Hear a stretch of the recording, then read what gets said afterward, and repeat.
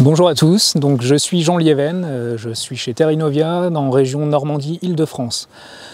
Donc nous sommes aujourd'hui sur un essai variété pois d'hiver, donc mis en place par le partenaire de la Chambre d'agriculture d'Île-de-France dans le cadre de notre réseau d'évaluation variétale pour la campagne en cours 2020-2021. Nous avons une dizaine de variétés inscrites toutes au catalogue français, c'est la particularité de ce réseau d'évaluation. Comme chaque année, donc mis en place par les partenaires. Cette année, nous avons 3 nouvelles variétés récentes, donc inscrites en 2020, qui sont présentées ici dans cet essai. Il y a eu un effort très notable de la part de la sélection en protéagineux et notamment en pois d'hiver ces dernières années. Notamment depuis 5-6 ans, on s'aperçoit quand même qu'une dizaine, voire une quinzaine de variétés étoffent la gamme.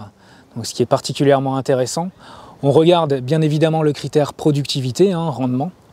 Où on constate que depuis maintenant 10-12 ans, on a un réel progrès au niveau de la productivité qui nous fait gagner quasiment 1 quintal par hectare et par an. Donc c'est tout à fait intéressant évidemment pour les producteurs et c'est d'autant plus intéressant de constater une régularité de la productivité qu'on recherche avant tout, que ce soit des variétés à grains jaunes ou variétés à grains verts en fonction du débouché recherché par les producteurs.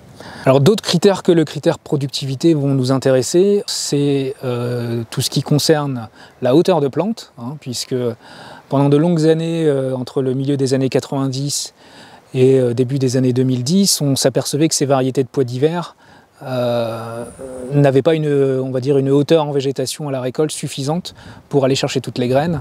C'est maintenant chose faite avec les gros progrès qui sont faits ces dernières années. Nous avons aussi d'autres critères de choix, c'est notamment la tolérance au froid hivernal, que le pois d'hiver nécessite d'avoir. Nous regardons aussi de près depuis plusieurs années le critère poids de 1000 grains, donc le poids des graines. Beaucoup de variétés parmi les plus récentes qui dépassent des valeurs faciles de 200-220 grammes de poids de 1000 grains.